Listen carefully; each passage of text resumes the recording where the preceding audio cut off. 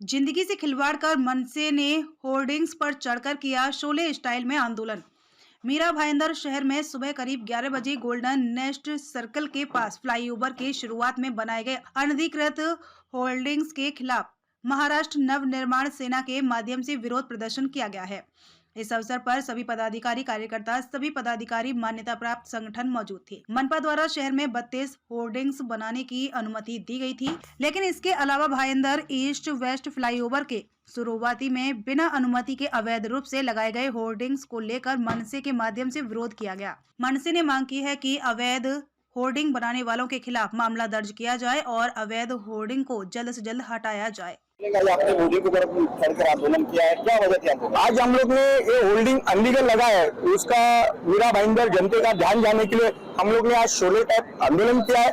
ये आंदोलन करने के पीछे इतना ही हेतु है कि जो मीरा भाईंदर में भ्रष्टाचार हो रहा है वो कहीं ना कहीं खत्म होना चाहिए। जो विरोधी पक्ष जो है वो पूरे भ्रष्टाचार में है और जो सत्ता पे पार्टी बैठी है वो तो आपको मालूम है, राष्ट्रवादी, बीजेपी, शिवसेना एक साथ में है, लेकिन उसके अलावा कोई ध्यान नहीं दे रहे। उसके महाराष्ट्र मनसेना हर बार अलग अलग आंदोलन करके अपनी लोगों तक बात पहुंचाने का काम कर रहे हैं। आज जो होल्डिंग देख रहे हैं आप मीरा भाईंदर फ्लाईओवर चढ़ने के टाइम पे, वो होल्डिंग 32 बीओटी तत्व के ऊपर निविदा मंगाया है। अभी तक निविदा कौन सी फाइनल नहीं हुई, फिर भी इनको कौन से ये कंट्राक्टर को किसका आशीर्वाद है, कौन से मंत्री, कौन से सीएम इनका हाथ है उनके ऊपर, उसके लिए वो बिंदास। आज देखेंगे आप होल्डिंग इतना बड़ा लगा है, जो प्रवेश द्वार है वहाँ पे इतना बड़ा होल्डिंग लग रहा है, फिर भी महानगर पालिका सोया हुआ ढूंढ कर रही है। इसके पीछे खंडित मुकले और आईएएस ऑफिसर जो मनपा के आयुक्त है, नए नए जो भ्रष्टाचार कम करने की बात कर रहे हैं, काटकर इनका हाथ है। क्योंकि इनके ऊपर अगर हाथ नहीं रहेगा तो उन्होंने आज के आज इनके ऊपर गुना दाखिल करना चाहिए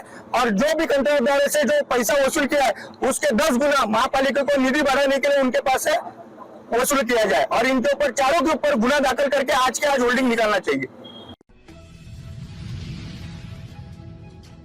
मुंबई क्राइम ब्रांच ने अवैध रूप से भारत में रह रहे 5 बांग्लादेशी नागरिकों को गिरफ्तार किया।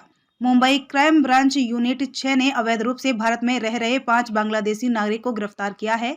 क्राइम ब्रांच ने मुंबई, ठाणे और नई मुंबई इलाके से गिरफ्तार किया। मुंबई क्राइम ब्रांच ने कुल अब तक 9 बांग्लादेशी नागरिक को गिरफ्तार किया है। क्राइम ब्रांच यूनिट 6 के अधिकारी को गोपनीय जानकारी के आधार पर कार्यवाही की गई। क्राइम ब्रांच के डीसीपी राजतिलक रोशन ने बताया, अवैध तरीके से रह रहे बांग्लादेशी नागरिक का मकसद था कि भारत से बांग्लादेश अवैध तरीके से पैसा भेजा जाए। जांच से ये भी पता चला है कि आरोपियों ने नकली आधार कार्ड बनाए और फर्जी डॉक्यूमेंट के आधार पर बैंक के अकाउंट खोले गए। पुलिस ने गिरफ्तार सभी को कोर्ट में पेश किया, जहां कोर्ट ने 16 दिसंबर तक पुलिस कस्टडी में भेजा। यूनिट 6 ने अवैध बांग्लादेशी नागरिकों के विरुद्ध कार्रवाई की है। शुरुआत में इन्होंने शिवरी पुलिस स्टेशन के पास एक ट्रैप लगाया था और उसमें 2 अवैध बांग्लादेशी नागरिक मिले थे, जिनका मोडस ऑपरेंडी भारत से बांग्लादेश में अवैध रूप से पैसे ट्रांसफर करने का था और ये एक से दूसरे जुड़ते गए और टोटल अभी 9 लोग अरेस्ट हुए हैं और इसमें संभावना है कि और भी लोग इसमें इन्वॉल्व हैं। इन्होंने यहाँ आने के बाद बोगस आधार कार्ड बनवाया और उसके बाद बोगस डॉक्यूमेंट्स के आधार पर बैंक अकाउंट्स भी ओपन किए और उसके बाद यहाँ पर वो इंडियन सिटीजन ऐसा लगे और अपनी आइडेंटिटी छुपाकर ये यहाँ पर रह रहे थे और इनको मुंबई से कुछ लोगों को ठाणे से और कुछ लोगों को नवी मुंबई से अरेस्ट किया। सर, कितना अमाउंट ट्रांसफर किया है बांग्लादेश में? इनका एट ए टाइम जो बैंक अकाउंट रिलेटेड है उसका इन्वेस्टिगेशन हमारा चालू है, पर जो इनका मोडस था इंडिविजुअली ये अलग अलग जो बाकी अवैध रूप से रह रहे हैं उनसे थोड़े थोड़े पैसे इकट्ठा करना और उनको बांग्लादेश पैसा भेजना होता था। तो एक साथ ये एक सब्सटैंशियल अमाउंट जमा होने के बाद ये फिर बांग्लादेश किसी के थ्रू ट्रांसफर करते थे। और मुंबई में सर ये काम क्या करते थे? इनका मेन काम यही था और बाकी ये छोटा मोटा कुछ न कुछ काम कर रहे हैं। तो पैसे कहाँ से आते थे सर इनको? इनका जो मोडस है पैसे ट्रांसफर करने का, उसी में ये कमीशन लेते हैं।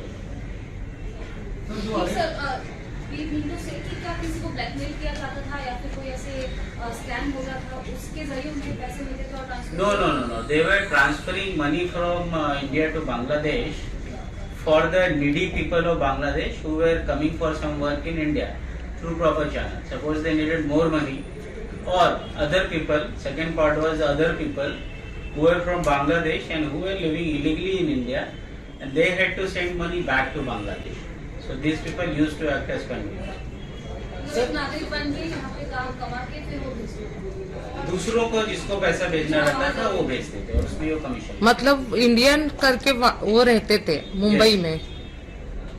और सर इसमें कुछ टेरर पैसे लिंक सिर्फ बांग्लादेशियों से लिए जाते थे इंडिया में या एक्सटॉर्ट किए जाते थे और भेजे कैसे जाते थे जी? इनका भेजने का मोडस ऑपरेंडी आप बोल सकते हैं एक हवाला टाइप से, यहाँ लिया और वहाँ फिर किसी से ट्रांसफर करते थे, ऐसा करते थे। तो जो एक मनी ट्रेल का एंगल है वो भी आगे इन्वेस्टिगेशन का पार्ट है, बट जो चैनल इनका था कि थ्रू ह्यूमंस जो इधर से उधर इलीगली जा रहे हैं या उधर से आ रहे हैं, ये चैनल वो यूज करते हैं। सर ये किसी हवाला के बड़े रैकेट से जुड़े हुए हैं? ये हमारे इन्वेस्टिगेशन का पार्ट है अभी, बट एज ऑफ नाउ क्या कर रहे थे, छोटे छोटे अमाउंट लेके कई सारे लोगों से सब्सटेंशियल जब होता था तो किसी के थ्रू वहां पर ट्रांसफर करते थे और अकॉर्डिंगली यहाँ पे कोई आया उसको ट्रांसफर करते थे। सर कितना पैसा बांग्लादेश में भेजा गया? बहुत सारे लोगों का तो लैक्स में बोल सकते हैं, लैक्स में इन्होंने किया है, एग्जैक्ट अमाउंट में अभी आपको नहीं बता सकते।